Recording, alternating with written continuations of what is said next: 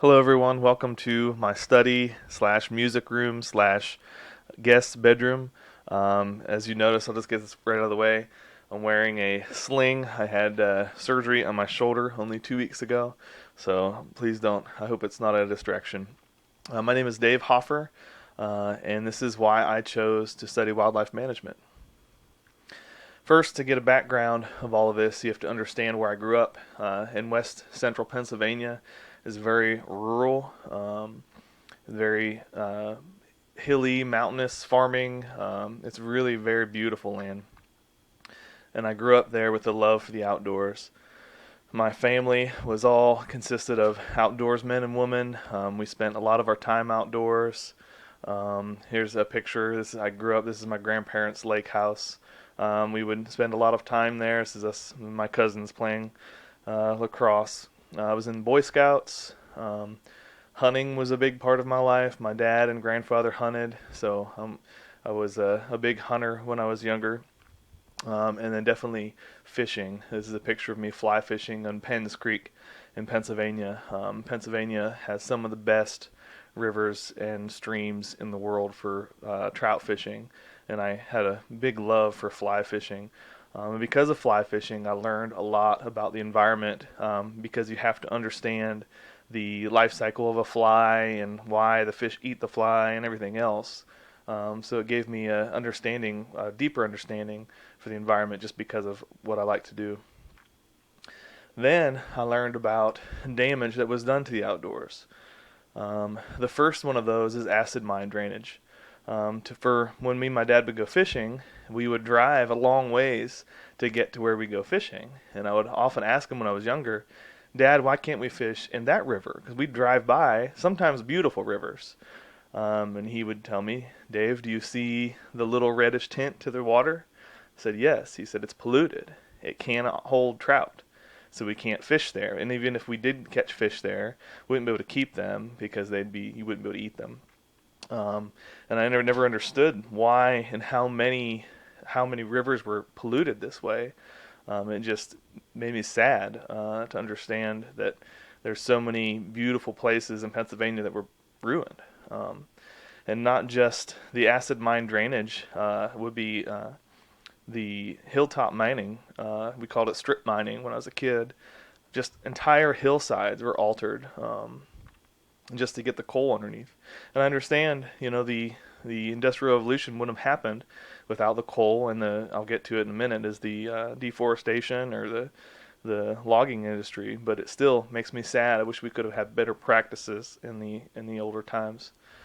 This is an image from near where I grew up with a logging mill, and you can see in the background the forest. There's no trees, and it's not because it's farmland, it's just been stripped of trees. And that leads me to deforestation. This is an image just downriver from where I lived in a city called Clearfield. And what they would do is they would strip all the trees all around and they would pile them into dammed up creeks. They became lakes or reservoirs.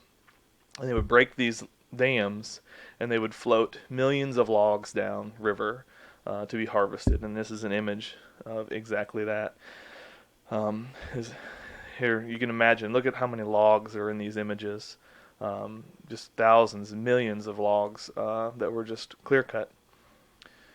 And because of my love for outdoors, it just holds a deep meaning to me.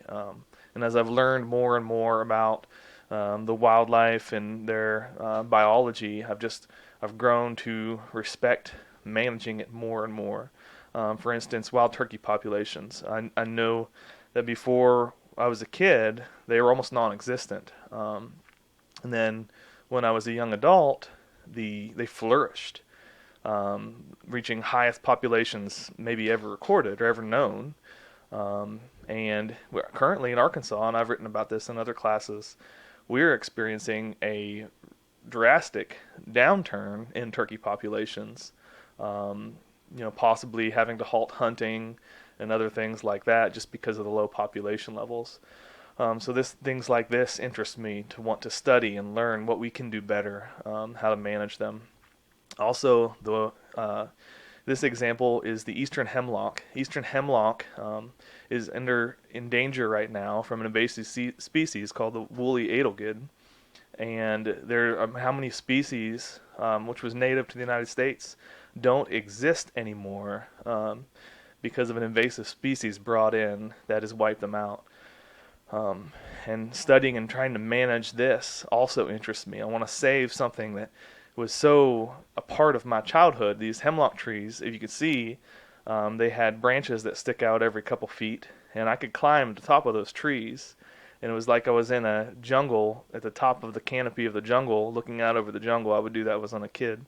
But then I learned that these trees are a keystone piece of the environment. Their root structures hold water for the water systems underneath, and they contain habitat for many, many animals.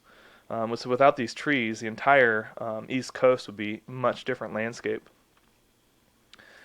And this is an image in Ouachita Mountains. I was fortunate to not only have grown up in some place like Pennsylvania, but I've lived most of my adult life in Arkansas. And Arkansas is a gem. It is called the natural state for a reason. It is absolutely beautiful. There are many beautiful places in Arkansas.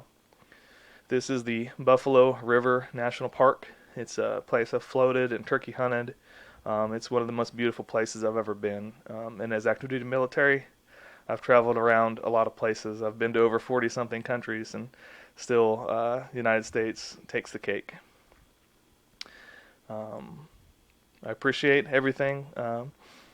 I really have a deep love for the outdoors, and I want to be able to share it with my grandchildren and my children, and I want them to be able to carry on the love of things that I have and the appreciation of everything. Thank you.